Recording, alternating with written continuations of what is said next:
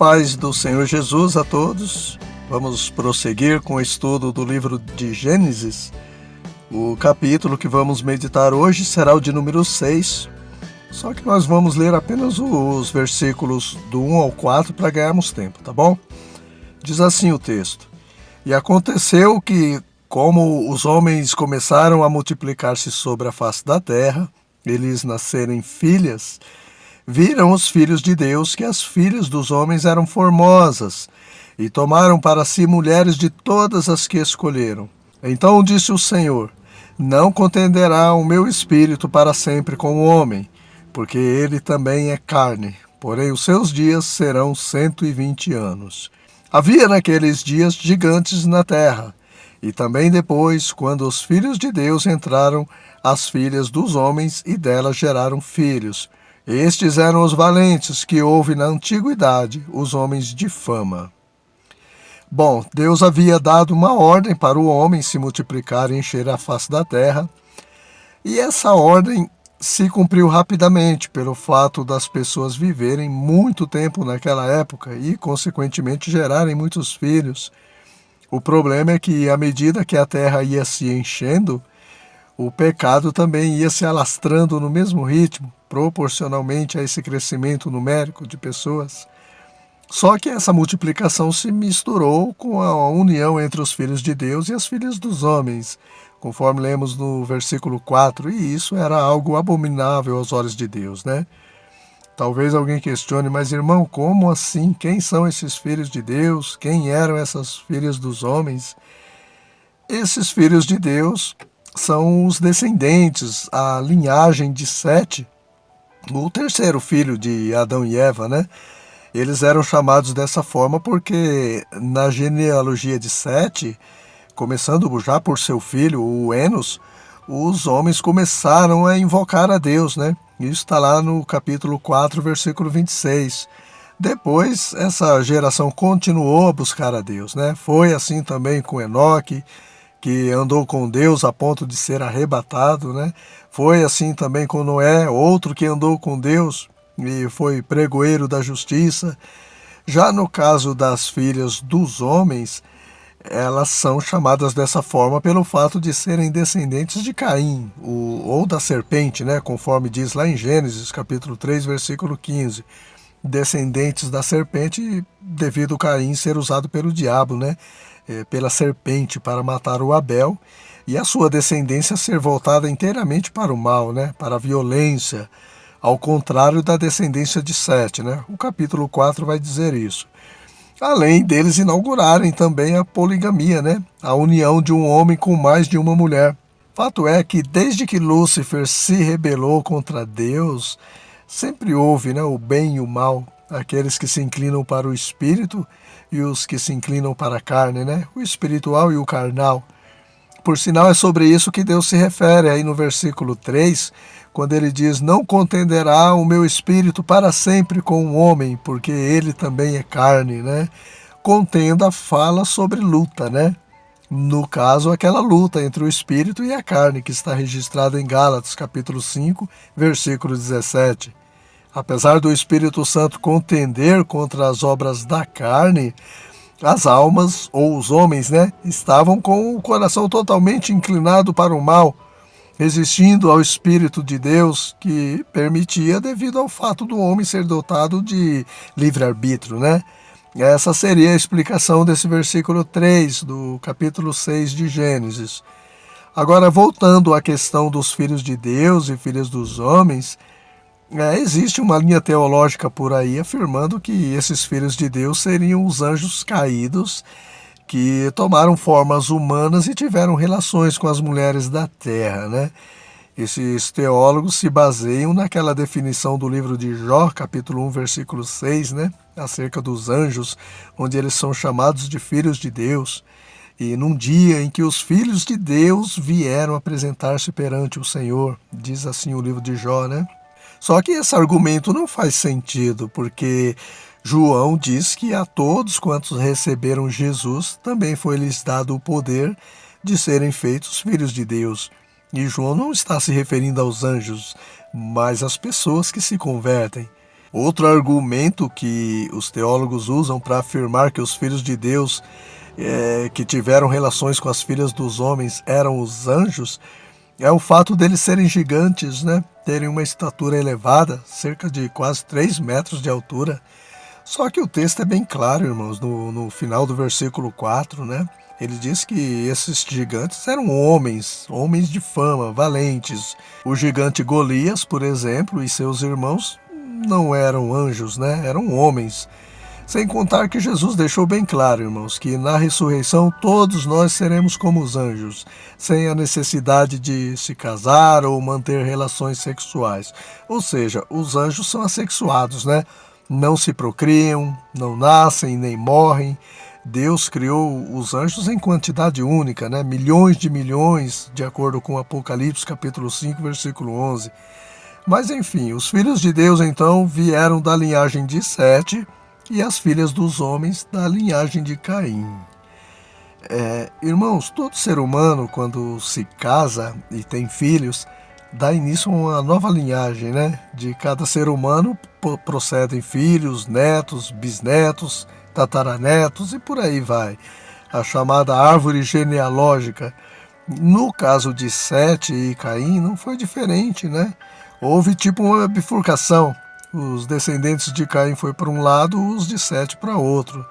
Só que lá na frente eles vieram a se unir, ou seja, houve aquela questão do jugo desigual, né? Os filhos de Deus com as filhas dos homens. E o jugo desigual com os infiéis sempre foi algo desagradável aos olhos de Deus. Paulo afirma isso em 2 Coríntios, capítulo 6, versículo 14. Não vos prendais a um jugo desigual com os infiéis, porque que sociedade tem a justiça com a injustiça? E que comunhão tem a luz com as trevas? Para quem não sabe, jugo é um pedaço de madeira, né, que une 2 bois para o arado no campo, já que um só não daria conta de puxar o fardo pesado de sementes na carroça, né? É nesse sentido também que Jesus disse: tomai sobre vós o meu jugo e encontrareis descanso para as vossas almas. Ou seja, se una a mim que eu te ajudarei a carregar o teu fardo e ele se tornará leve. Só que não podemos estar ligados a Cristo e ao mundo, né? Ou a uma pessoa do mundo que não serve a Cristo. Seria o mesmo que um boi atado com outro boi e um jumento empacado entre eles, né? Aí as coisas não vão fluir. Deus advertiu também o rei Salomão acerca do perigo do jugo desigual, e com os descendentes de Sete não foi diferente, né? Deus também reprovou essa união. Então, meus irmãos, talvez aos teus olhos o sujeito pode ser alto, bonito, bombadão, né? Gigante, como esses aqui do texto. A mulher pode ser bela, um violão, né? Como no caso aqui das filhas dos homens. Mas e aos olhos de Deus? Como que ele vê esse relacionamento, né? Irmãos, o jugo desigual com os infiéis sempre trouxe problemas. Foi assim com a união entre o povo de Israel e as Moabitas, né? Trazendo maldição para o povo de Deus na época de Balaque e Balaão. E também com os judeus e samaritanos, né? A inimizade entre eles foi devido ao jugo desigual dos judeus do Reino do Norte de Israel com os assírios, né? Quando eles foram levados cativos.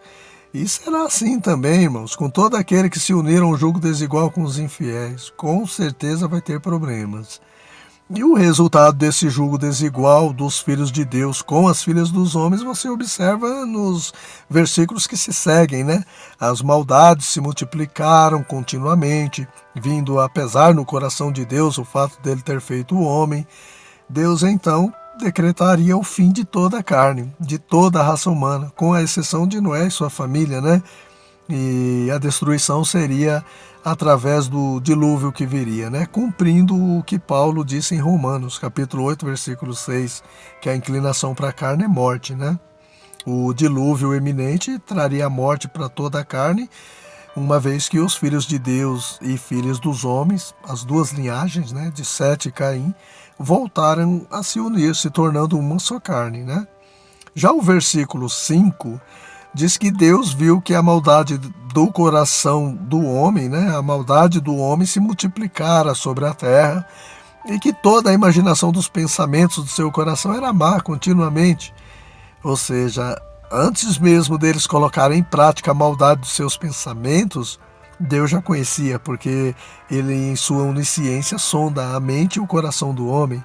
E como do coração procedem as saídas da vida, eles não somente colocaram em prática o que havia em seus corações, como também perseveravam em fazer o mal. O contexto da vida deles era andar sem Deus, né? Falamos no vídeo anterior que não existe ninguém perfeito, né? Todos somos pecadores, porém há os pecadores que se arrependem dos seus pecados e há os que não se arrependem, né? Se tornam iníquos, né? E repugnantes aos olhos de Deus, que vivem constantemente na prática do pecado sem nenhum arrependimento. E são esses que ouvirão de Jesus naquele dia: apartai-vos de mim, vós que praticais a iniquidade, né? Outra observação importante, irmãos, está aí no versículo 7, quando Deus diz: destruirei o homem que criei de sobre a face da terra, desde o homem até o animal, até o réptil e até as aves dos céus, porque me arrependo de os haver feito. Parece haver contradição com Números, capítulo 3, versículo 19, onde diz que Deus não é filho do homem para que arrependa, né? Só que não, irmãos. A expressão usada por Moisés, que Deus se arrependeu de ter feito o homem, foi antropomórfica, né? Foi para que pudéssemos entender o sentimento de Deus diante da corrupção humana, já que Deus é insondável, né? Não dá para entender e descrever Deus ou os seus sentimentos, né? Se não for através de comparações com os sentimentos humanos, né? A isso se dá o nome de antropomorfia. Irmãos, o que acontece quando há um arrependimento? Uma mudança de comportamento, uma conversão, não é isso? Arrependimento e conversão andam juntos, né? De mãos dadas. Por isso que Pedro disse: arrependei-vos e convertei-vos, ou seja, mudem o sentido da direção. Então, quando Deus diz que se arrependeu de ter feito o homem, ele se refere à mudança de plano que ele tinha com a humanidade, né? Não que Deus tenha errado, não que o plano A não deu certo e Deus iria recomeçar com o plano B, não é nada disso, né? O plano de Deus é único, é perfeito. Ele não erra e nem é pego de surpresa, né? Mas essa mudança acontece devido ao livre-arbítrio do homem, né? Deus se arrependeu nesse sentido. O homem é que fez com que Deus mudasse o sentido, o propósito que ele tinha com o homem, né? E agora ele faria a conversão, né? Destruiria toda a humanidade e recomeçaria com Noé e sua família. Acredito que deu para ficar claro, né? Mas o impressionante mesmo, irmãos, é que o versículo 8 diz que daquela geração, somente o Noé achou graça diante de Deus, né? Nem o Matusalém, com seus 969 anos, achou a graça em Deus, já que no ano do dilúvio ele estava vivo, né? Só não sabemos se ele morreu antes ou no dilúvio, né? Somente Noé achou graça em Deus. E graça é graça, irmãos, não é mérito, né? Não significa que o Noé mereceu a graça de Deus, tá? A graça de Deus está sobre todos, mas somente aqueles que andam com Deus, que apesar de suas falhas se esforçam para fazer o que é reto, alcançam essa graça, né? E o versículo 9 ele diz que, assim como Enoque, né, Noé também andava com Deus, vivia uma vida de temor a Deus. Irmãos, deixa eu fazer uma observação importante aqui. Quando o texto diz que Noé era justo e perfeito, é dentro dos limites humanos, tá bom? Não há um justo sequer, todos pecaram e destituídos estão da glória de Deus. Não há homem que nunca peque, o Salomão também vai dizer isto, né? Desde o pecado de Adão e Eva, todo ser humano já nasce com o DNA do pecado, né? Foi nesse sentido que Davi disse: em pecado me concebeu minha mãe. Acontece que quando há um arrependimento dos pecados cometidos, Deus lança esses pecados nas profundezas do mar. Dos nossos pecados ele não se lembra mais.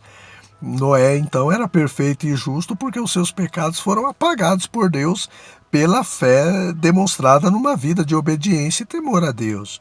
Assim como Abraão, Davi, Moisés, o Noé também foi justificado pela fé em Deus. Irmãos, o Noé era de carne e osso, como qualquer um de nós, né? E dessa forma ele foi um exemplo de que é possível andar com Deus, resplandecer como astros no mundo em meio a uma geração corrompida e perversa como o mundo atual que nós vivemos, né?